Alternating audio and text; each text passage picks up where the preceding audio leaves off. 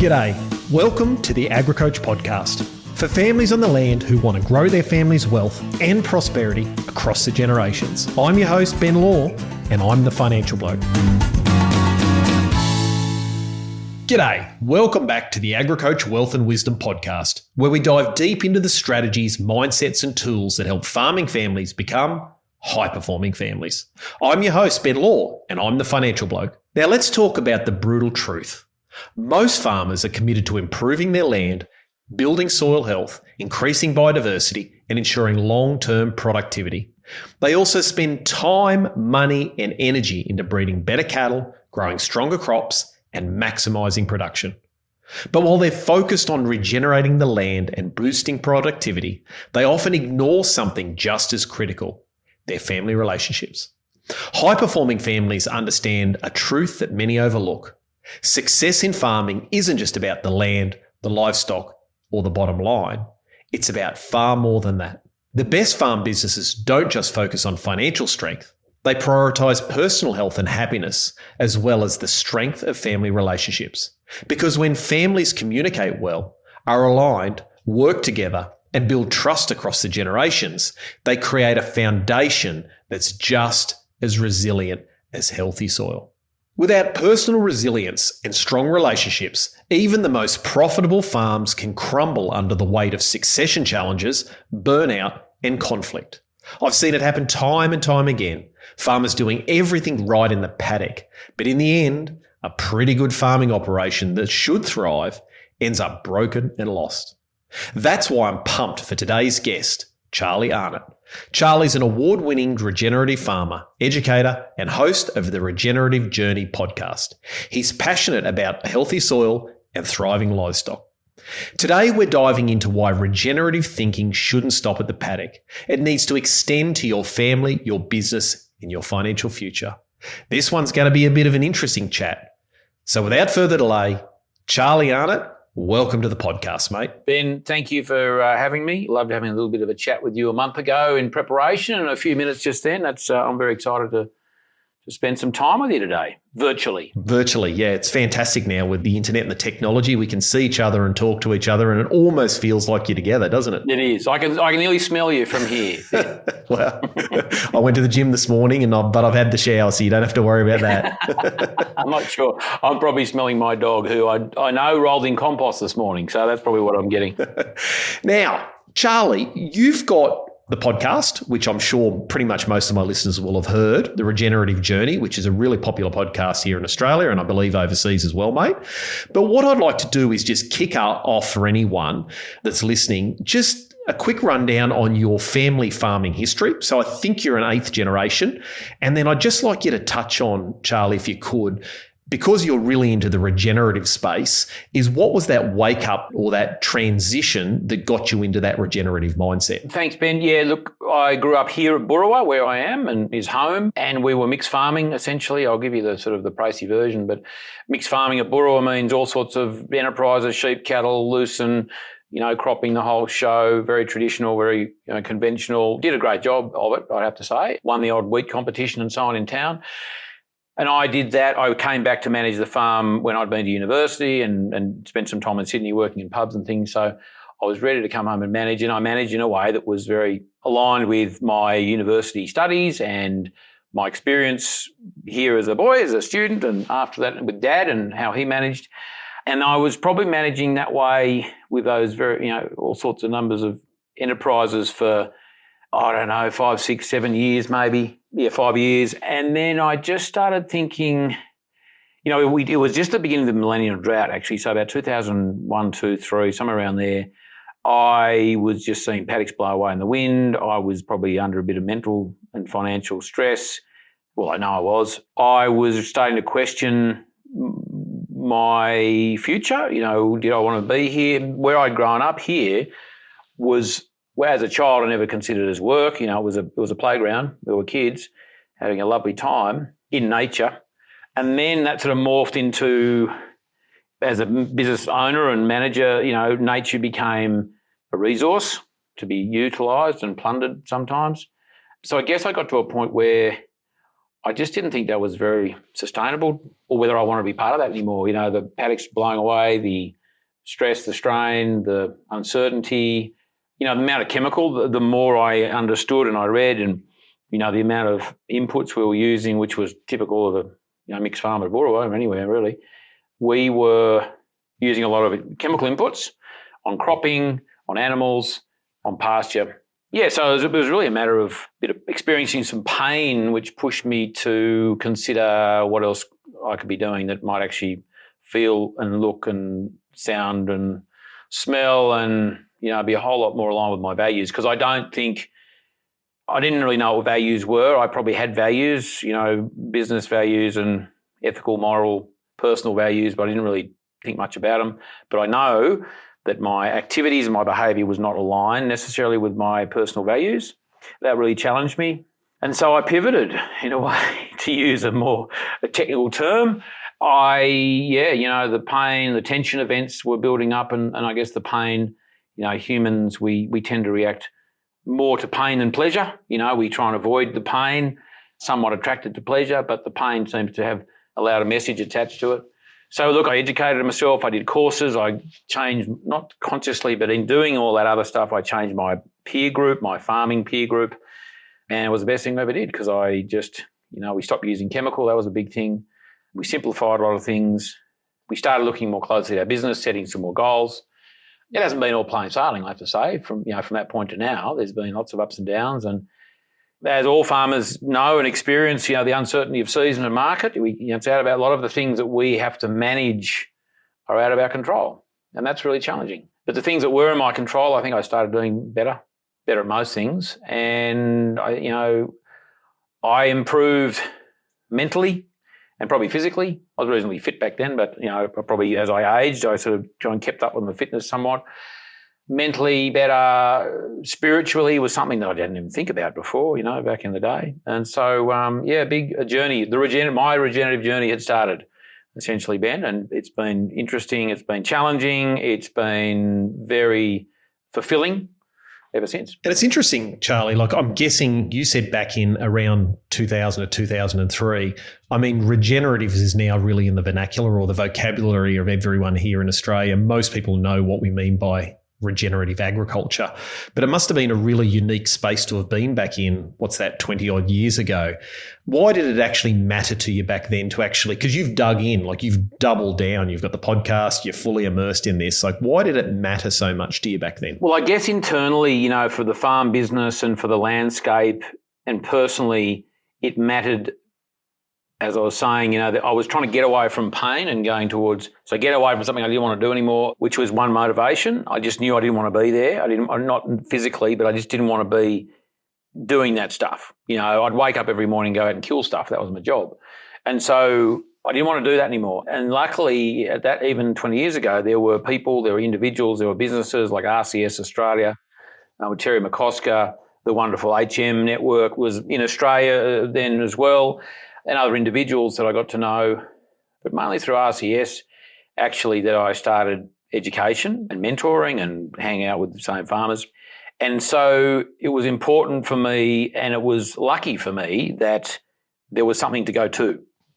It wasn't like I was just running away not knowing where I was going. I was running away knowing where I was going to, a little vaguely. You know, I didn't know what the outcome was going to be, but I knew that good people, good information, good resources. So you weren't hacking through the forest on your own. You weren't the first one. You're following a trail that someone else has already created. I was not an explorer by any means, and I'd probably say I wasn't even a pioneer. Maybe I was at the tail end of a pioneering kind of era. Maybe, I don't know. But certainly, maybe I was an early settler in that space, and that again came with the challenges. And, you know, as an individual, I mean, I was always considered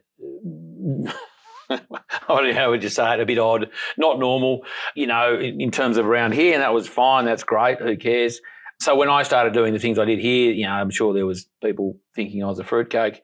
You know, I was letting weeds get away in the front paddock, I was doing this and doing that, and I'm sure it was interesting for people, but that didn't worry me because I knew that was all part of the journey. You know, we were not so much warned, I guess we were warned. Precaution, yeah. Like anything, any vocation, you know, you're changing, or in an industry that's changing and developing, you're going to get resistance. And I never got like straight up resistance from anyone. It was always, and when people challenge you, it's actually a good thing. People ask you questions, you have to justify yourself. But when you can justify yourself, I think that's good because it sort of verifies your thinking and it just gets you asking better questions, which is one of the big things I learned from all that training early 2000s was, I wasn't asking myself the right questions. Was I happy? That was the first question that actually someone asked me, and I said, well, I'm not unhappy. This is a pretty shit answer. Yeah, what do you mean by happy? Yeah, that's it. So that one question really triggered me, I got to say. It was really a big catalyst because why couldn't I say I am happy? So, yeah, just I guess the training of being more curious, asking better questions and asking the right questions for, that point in time in my business's development. So, yeah, it was important for me. And then it just sort of grew legs in terms of the podcast that came, 5 years, 2020. So what's that? Nearly 5 years to the day, actually, that I started that one. And lots of other, I guess, advocacy work with regenerative farming and associated groups and entities and Landcare Australia and all those things. So there was no big plan, Ben, to be honest. I didn't have a roadmap of all this sort of stuff. I went with what felt right, what looked right. Sometimes, having said all that, I did a lot of things that some was in the farming space and some was in the out of farming space that I just should not have bloody done at all, But it's the journey to get to where you are, isn't it? That's the big issue is sometimes when you're on what is it I heard someone say recently which really resonated with me. They said, Ben, where are you heading? And I said, well, I've got this rough idea. And they said, you're going on an adventure. And I said, yeah, that's a really good way of putting it. And when you go on an adventure, you do go up a few dry creek beds or, it ends up a bit like a goanna track. But as long as I love what you said there about, trusting your gut and sort of having a go at things, I think that's the secret to moving forward, isn't it? Yeah, 100%, because I didn't have a plan. I wish I had more of a plan. I think there was probably room in my business to be a bit more clear on the goals and the vision I had. A lot of it was up here, but that was something I probably could have done better was really captured that for the others in the business to help them on their journeys, within the business and outside of that. But yeah, it was a, excuse the pun, a reasonably organic kind of process of just where it went. I probably went outside the guardrails a few times, definitely. And as you say, yeah, it was the adventure. And if that's, the attitude, I didn't always have that attitude. Sometimes I was a bit dark at myself for letting things happen. But, certainly, as I get older and I get experience more and I read more and I kind of get my head around what it is to be human, it's the attitude of, well, they're not mistakes, they're lessons. They'll stay mistakes if you do them twice. And if you don't learn from them, then you've had a wasted opportunity. So I wouldn't change anything I've done, I don't think. More people have regrets of what they didn't do than what they did do. Yeah, exactly. I've said this many times on the podcast, Charlie. I've had the great opportunity of talking to a number of successful people towards the end of their lives. And 9 times out of 10, I usually would say, what would you do differently if you had your time again? And, it comes in various forms, but essentially if you distill it down, the common thread is I wish I'd taken more risk and I wish I'd backed myself early, because I think most of the things we worry about will never actually occur and you're not actually going to achieve anything worthwhile unless you take some risk. And that's obviously what people that are, let's say, early-ish adopters actually have to do. They have to have that attitude. And I think if you can think of it like an adventure, it changes the mindset around the journey. And then you can accept the fact that on an adventure, you're going to make some mistakes and get some awesome lessons. And that's what gets you moving forward. So one of the things in there too, Charlie, that I listened to you, and this is something I struggle with, mate, because today we're going to be talking about, different regenerative ag resources. And one of the things that you said was, you had to be careful who you listen to, but also, who you take advice from, but also you had to be curious. So you then had to listen to people, didn't you? So there's this paradox between the two. You want to listen to the challenges and the detractors to be able to ask yourself, am I on the right path? Is there a message? How did you balance the two out, mate? Because that's a mindset thing is I want to listen to people, but I don't want to, it ended dulling my spirit. Because I heard a coach say recently something along the lines of, if you wouldn't take advice from them, why the bloody hell would you take criticism from them? Yeah, good call. How did I balance that out? I don't know I ever did it really consciously, to be honest. I think I've always been a curious person, and so I was always willing to listen. There were probably more instances where I heard things that I could never say I've heard something I wish I hadn't. There's plenty of stuff I haven't agreed with. And I guess early on, I was probably given my newfound kind of experiences and journey and direction and everything, I was probably a bit, not evangelical, not that bad, but I was probably... Were you overly enthusiastic?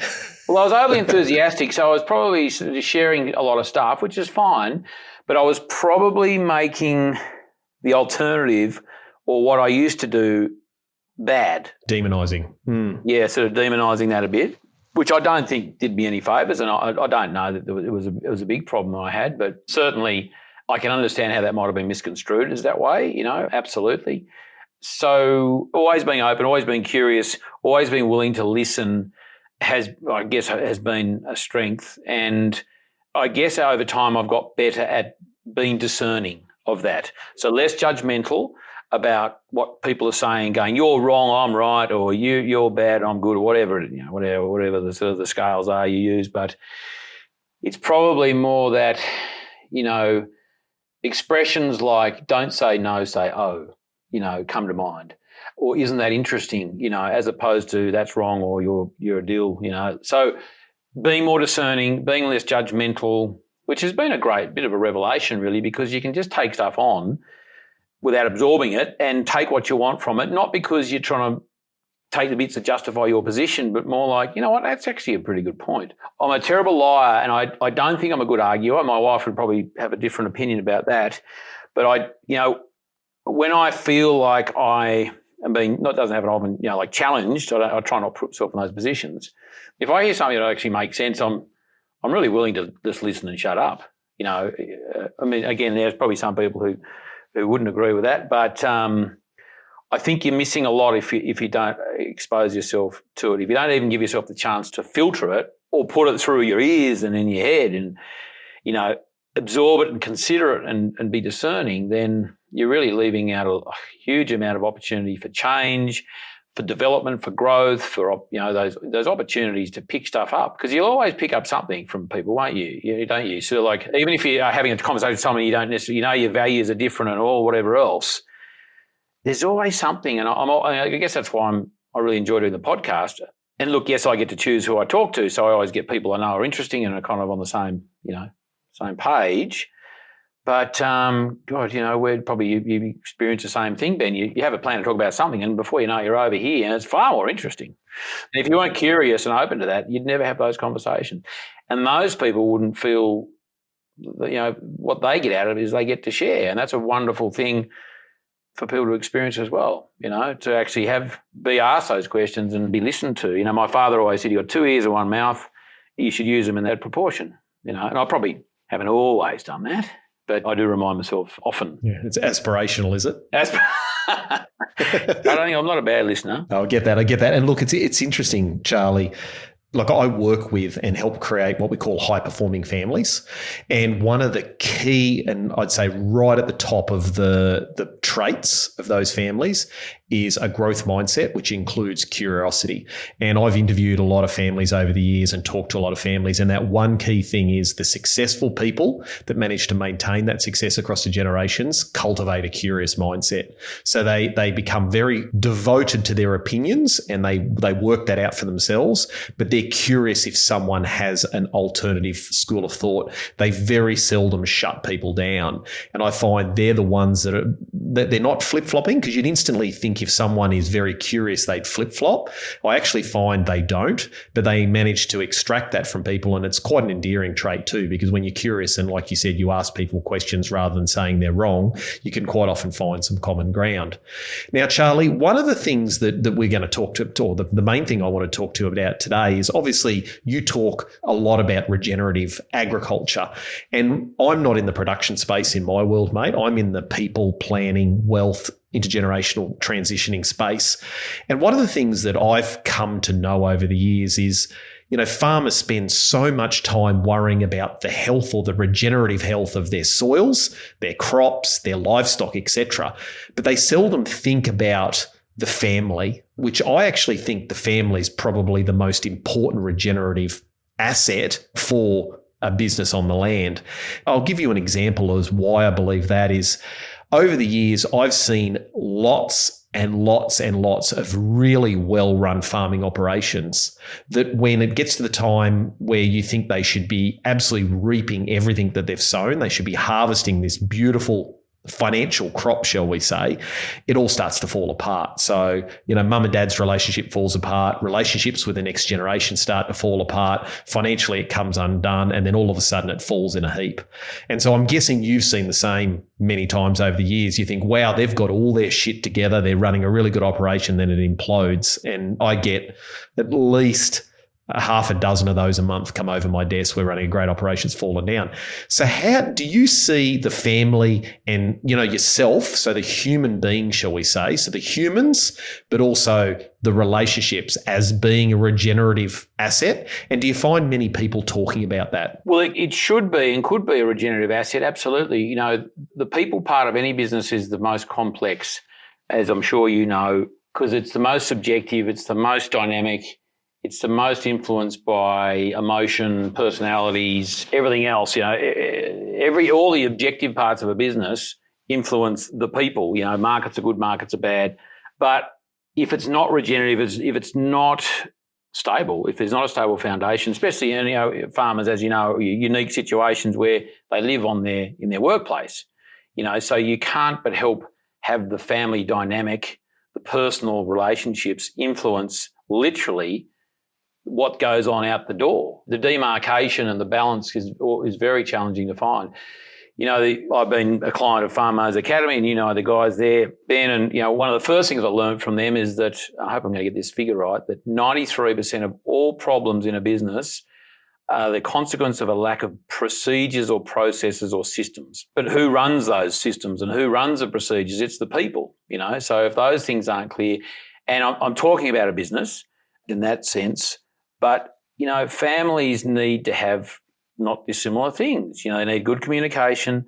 They need to be diverse. You need to be curious. You need to share ideas. It's good if everyone's got slightly different sort of angles on things. And if they're not talking to each other, and then one of the most important things is trust. If there's not trust between parents and children or grandparents and children, those three generations, and if there's not trust, the staff, we consider, staff as part of our family too. You've got to draw the line, of course, but there's got to be trust with them as well. And if there is no trust, trust has to be built, obviously. It has to be regenerated, doesn't it? It has to be generated, absolutely, because it does wax and wane. What do they say? One bad deed sort of nullifies 10 good deeds. And so you've got to keep your pencil sharp and keep, developing that growth mindset you mentioned there before. And the communication's key.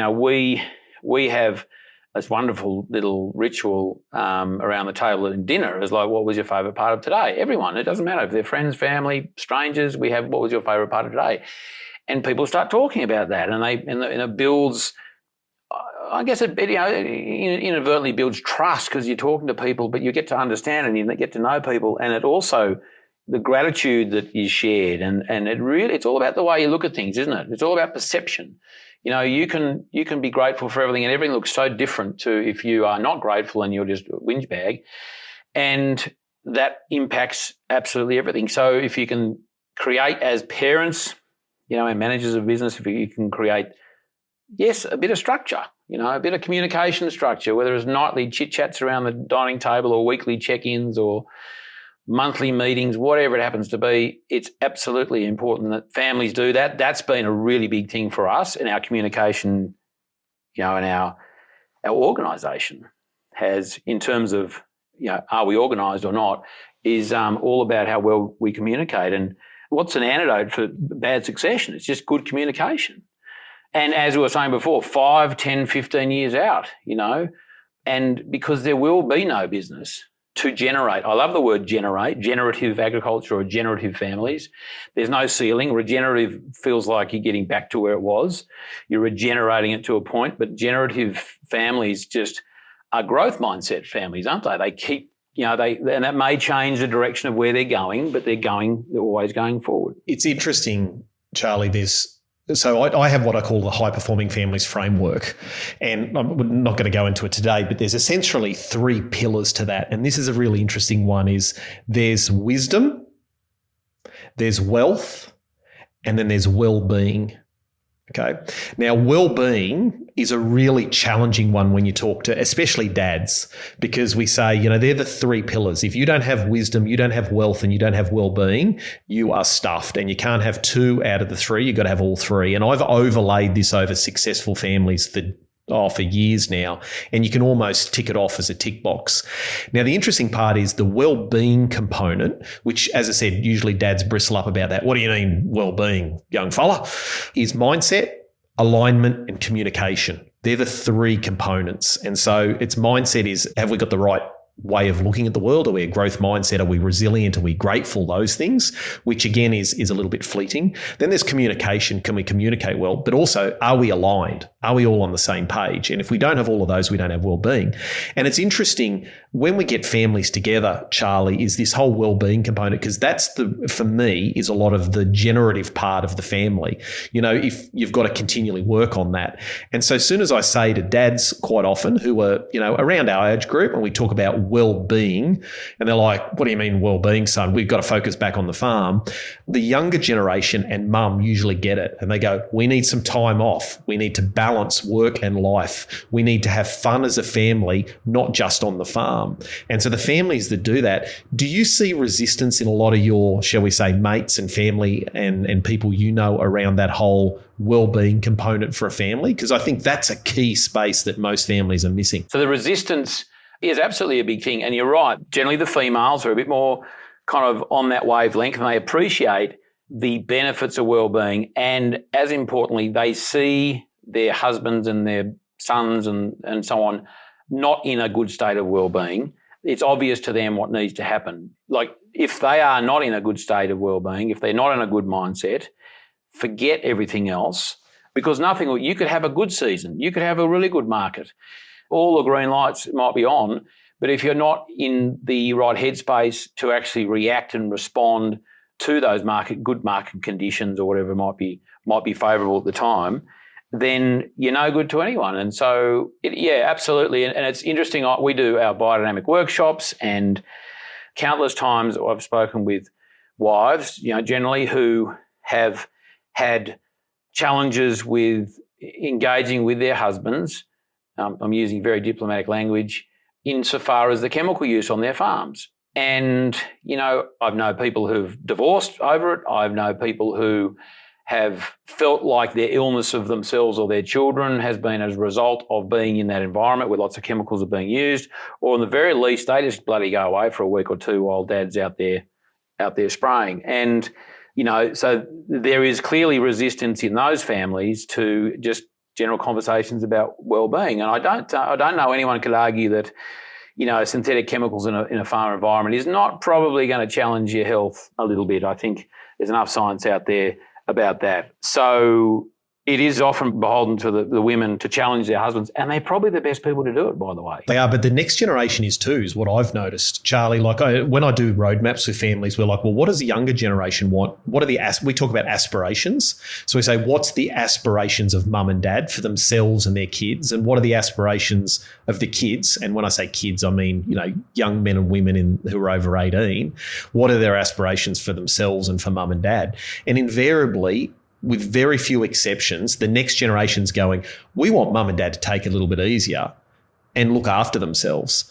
And they're saying, and we want that for ourselves. We've seen mum and dad, degrade themselves, their physical, mental, and their resilience over the last 20, 30 years. We don't want to do the same. So I think there's this change in generations coming through saying that we want to make sure that this important asset, which is our health, our mindset, our culture, and our family life is really important to us. So we want to make sure that we prioritise the farm in the right order, because I think that's what's always happened in the past is we prioritise farms number one and then everything else comes in at number two. Yeah, and I think if people were thinking more clearly about that, a lot of the succession problems I think would be avoided, wouldn't it? Because, the kids see mum and dad at their wits' end, unhealthy, mentally under stress, probably physically, there's plenty of overweight farmers I know, and they work all day long like dogs, but they're overweight and, they're clearly not eating, well, they probably wouldn't want to eat the food that they're producing because it's, for all those reasons of chemical use and so on. I know so many people who decided not to go back to the farm because they don't want to live a life that they saw their parents living. And that's really sad because it doesn't have, in my view, I'm every family is a different dynamic and situation, but my view is, it doesn't have to be that way. You can still run exactly the same farm with the same number of sheep and cattle and cropping and inputs and everything, exactly the same. But if you change your mindset and you as you say, if you're thinking about your well-being of you, your staff, the culture you have in that business, your rituals, your habits, your health habits, whatever they be, whether it's, you have 2 eggs in the morning, not a bowl of cereal, or you go to jiu-jitsu once a week. I don't care what it is, but if you're doing that, the outcome is going to be better. Yeah. And it's interesting, like every time you overlay this framework, as I said, wealth, wisdom and well-being, you can just see where families are falling down. And if I have families come to me, and it's quite interesting, when people are successful, they've usually got that wealth part really humming. They're making money, they've got scale, they're profitable. And then you start saying, okay, well, what's missing here? And to me, it's usually clear. And it's interesting. I had a family recently where mum shared, and she said, we've been busting our guts for 25 years now, and we've just got to the point where the business is humming. We've got to that scale, everything's happening. And she goes, I've now got some free time on my hands because we've got the team working and we've got managers in place, etc.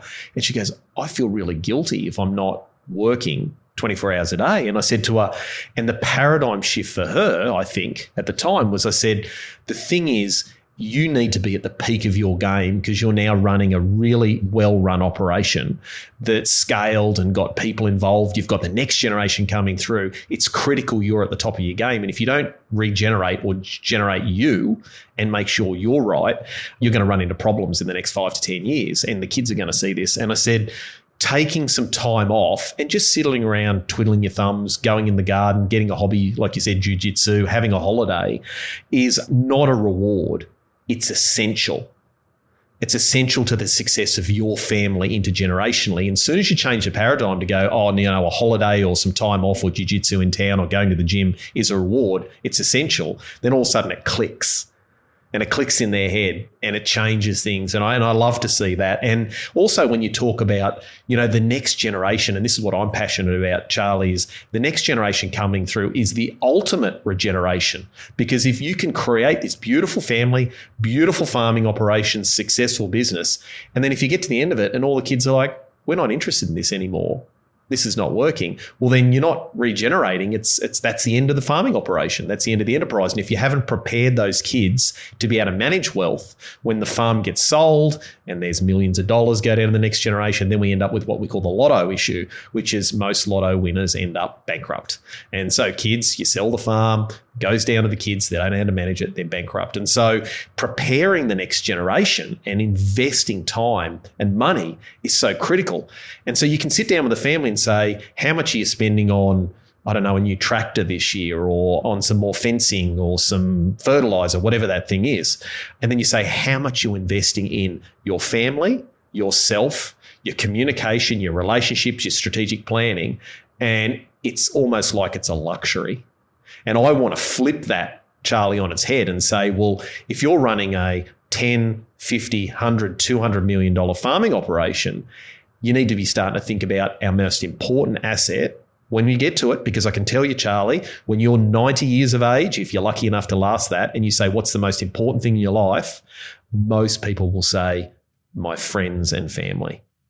And if that's true, what are you investing? How much capital? What's your allocation? What does that look like? And that's a real foreign thing for a lot of people to think about. Well, it's certainly something that I'm thinking more and more about, Ben, is, my time frame here, I don't know, as long as I can, until my children are age 18 or end of year 12, my job as a parent is to prepare them to leave me.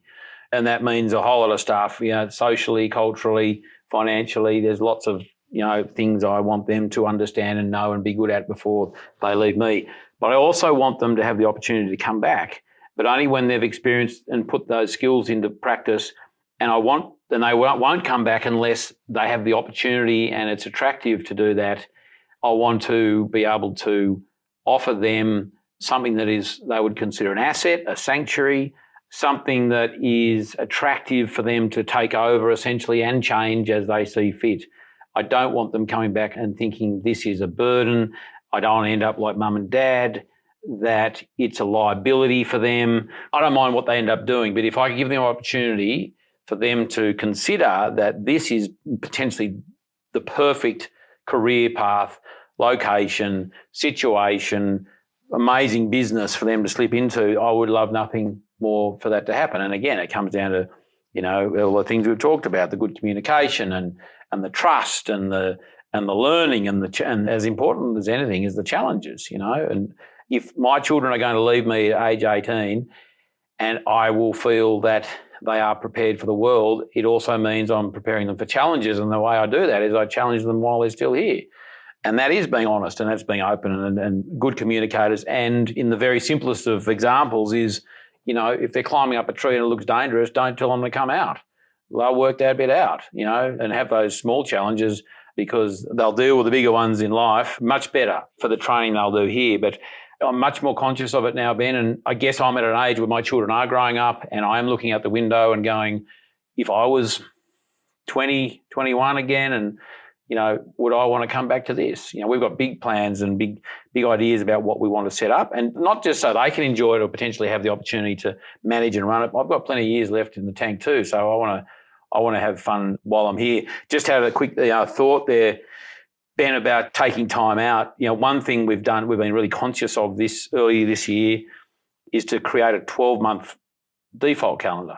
And basically, it's the stuff I learned back 20 years ago at RCS and never put in place, really. Was the first thing to plan in your next 12 months is when you're bloody going on holidays, And all the family love that. They love that conversation. And we, kick and scream, go, I can't because I'm doing this. 100% get it in there, and all the holidays and all of the 2-week holidays, the long weekends, all that stuff. We haven't finished this 12 months yet. It's a bit unknown, some parts of it. But I tell you what, it's been one of the best things we've done is just to have that inclusion in our family, putting it down and going, no, I'm going to get some rest this year. It was funny, between Christmas and New Year, between middle of December, middle of January, it's the festive season, but I got to middle of January, I was absolutely exhausted, because we were away, we had friends here, we were travelling. Yes, it's that time of year, but also it's a time for rest and recovery.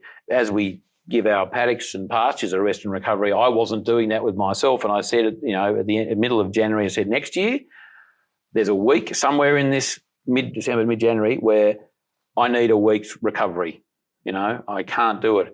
And again, as I said, it's just like paddocks. If you keep flogging paddocks like you're flogging yourself, you won't bounce back and you won't be as resilient and you won't be as diverse and you won't be as resourceful to run your businesses. So now I'm telling you all this, Ben, and I don't take enough time out, but I'm getting better. It's all about the small steps. Yeah, well, I've empowered my wife. So I'm the same. I'm cut from the same cloth. It's about work, work, work. And if I'm not working, I feel guilty. I work very hard on that mindset because that's one of my key things. But I've actually, as the way of, I suppose you'd say, circumventing that with a process or a procedure is I've said to my wife, you need to organise these holidays. I'll be involved, but you're responsible for making sure they happen. And she, to start with, said, well, why should I just do it? And I said, if you don't, it's not going to happen. Let's just accept that. I'll always find an excuse. And every year, and I see this in families as well. So I what does it, throw stones in glass houses? But I see families where quite often some of the family members are resistant to going away for a holiday and having some time off, and they resist and kick and scream. And then someone in the family books a holiday, and then the one that was a bit resistant loves it, and they come back and they're better. And my statement is, you spell your bulls, you spell your paddocks, you service your machinery, your family and yourself have got to be just as important as well. So spell yourself, but also spend the time.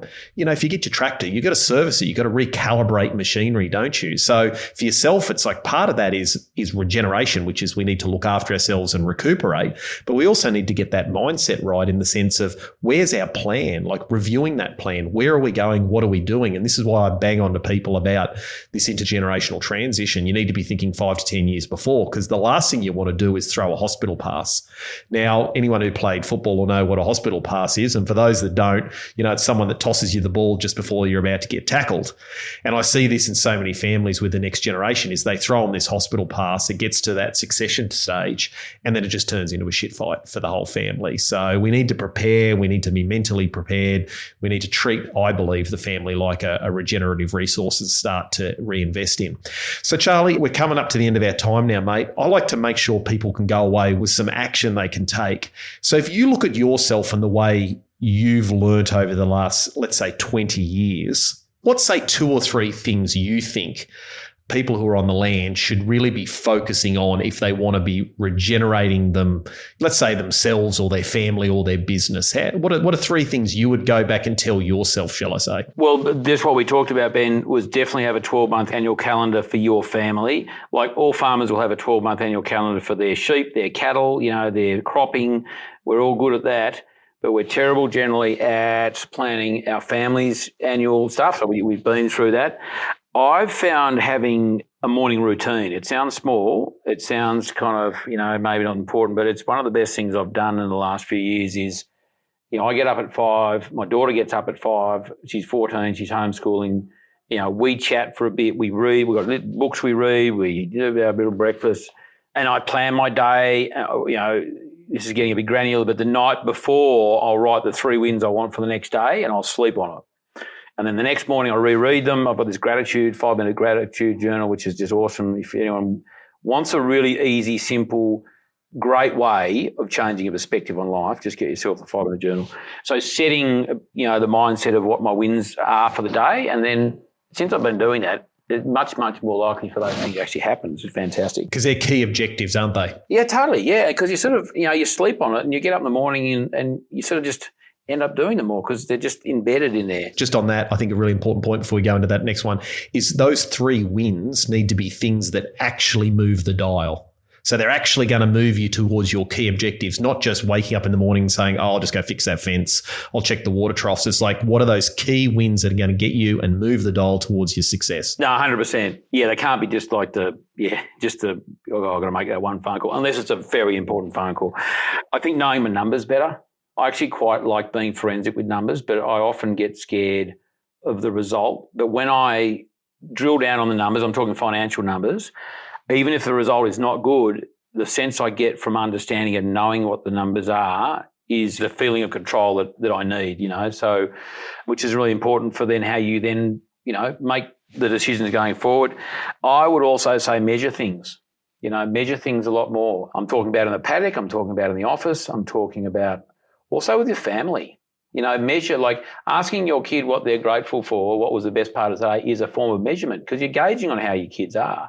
So having family and team rituals around that, I think is really important because you get the social aspect of it and the cultural dynamic, but you're checking in with people. I probably didn't do that enough, 25 years ago. I certainly wasn't checking in with myself often enough. And just one last one is probably just the planning. I did some interesting personality profiling yesterday called Flippin'. Have you heard of the Flippin'? No, I haven't. Not of that one. I know plenty of them. Yep. Yeah, it's another one, but it's fascinating. And I do a fair bit of planning, but it's essentially one of my suggested improvements in habit and behaviour is more planning. And I definitely would have said that 25 years ago to myself was the ritual of the morning, of the day, the week, the month, the quarter, the year planning sessions. Absolutely imperative again, not just for the sheep and the cattle and the farm and the whatever else, but for the family, which again gets back to that 12-month thing. We have a check-in with our little family every, 9:30 every Monday. We sort of sit and go, what's on for the week and what are we doing this weekend and whatever. Since we started doing that, it's been a real game changer. So we do ours this Sunday at 3:00, Charlie. Yeah, I think the important thing is that it happens and it's been a real game changer. So look, there's plenty I would, if I could sneak back to myself 25 years ago and plant a few different habits in my head, I think that would have been of some benefit, but I can't. But what I do need to do is make sure I do those things now, Awesome. That's good. Well, you've just taken the sting out of my number one question I give everyone before we finish up, which is if you could go in a time machine back to when you were 25-year-old, what's the one piece of advice you'd give yourself? And it sounds like it's habits. Yeah, it is. Ritual. And I love the word ritual, and it's not to be spooky wah-wah about it, but it's like, the morning habit, the ritual, there's some really good quotes around habits, but certainly it's the thing which will move the dial. You do it once, you do it twice, forget it. But if you're in the habit of it and it's an unconscious or subconscious thing, it'll get you to where you want to go. So, I didn't really know how to even spell the word 25 years ago, but it's certainly something I think about every day now. Yeah, good man. Awesome. Well, Charlie, mate, that's been fantastic. Where can people find more about you online? Ben, charliearnott.com.au on the web. I'm on Instagram, charliearnott1, Facebook, either just my name or the Regenerative Journey. We run biodynamic workshops. I do sort of speaking gigs and emceeing for conferences, which I really enjoy doing that. I love facilitating people. I love getting people to sort of connect in those sort of forums. And, look, I'm always up for a yarn. We do occasional farm tours and events here. Our next podcast series, I think it's series 9, season 9 might be coming out in a week or two. So I haven't put anything out since May last year. I've been taking a bit of time out to regather and recover a little bit, Ben. Generate, Charlie. To generate, yeah, myself. So that's where people will find me. And, mate, I really appreciate your time. I love what you do.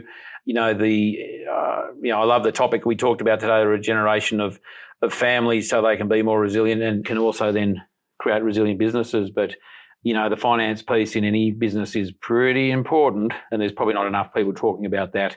Plenty of sheep, plenty of cows, plenty of wheat, how to produce that stuff. But if you can't make money from it, then, that's a problem. Yeah, well, awesome, Charlie. Well, look, mate, love your stuff, love the podcast, love what you had to say. Thank you very much for your time, mate, and we'll look forward to the next one. Thanks, Ben. Well, that was a great episode. And before you run off, I just want to give you a couple of things to take away with yourself. Now, the first one is, I know I stress this well-being component within the podcast itself, but I just want to hammer that home, the importance of the well-being. And remember, for those who think that's black magic, woohoo spiritual stuff, what I'm talking about is there's 3 areas of well-being. The first one is your personal health and mindset. The second part is communication, and the third part is alignment. If you need to get that in a family, you can have the most successful business in the world, but your well-being gets out of whack, whether that's your own well-being or your family relationship well-being, and it's all going to come undone. And pretty much every family that I've seen that hasn't succeeded, their well-being portion was a major contributor of that. Secondly, is every family that I've seen that succeed, the number one success factor is they see the financial strength of the family is just as important as the strength of the relationships. So just keep that one in mind when you're thinking about your strategic business plans going forward. Now, one of the things that I took away from Charlie, which he hammered home, but I think you all need to remember, and I wrote this down on my notes, was habits. I think I heard, I'm going to maybe butcher this, but I remember hearing a quote, show me your habits and I'll show you your future. Get some really good habits. Start the morning strong. Gratitude, your 3 biggest wins for the day. And remember, that's not just the normal stuff you're going to do anyhow. These are key objectives. And make sure you have those family meetings, everyone. Really important. Sarah and Sophie and I have a family meeting every week where we go through essentially 4 things. The first one is we go through what we're grateful for. Number 2, we go through our values and whether we're living those family values. Number 3 is we go through planning, what's coming up, what do we need to do, planning out our next week and our next month. And the last one is our financial position. So we talk through with Sophie about investing and all those sorts of things to prepare her for the future. So get those routines and rhythms within the family and yourself, and you're going to have a far better chance of succeeding. So now that's it for today. I hope you got something from it. If you did, make sure you share it with your family and friends. And if you could do us a huge favor, the best way for us to get the podcast out to more people is if you can make sure you follow or subscribe in Apple Podcasts or Spotify or anywhere else you're watching it. That'd be a great help for us and would be the biggest thank you we could get. And so I'll see you in 2 weeks' time.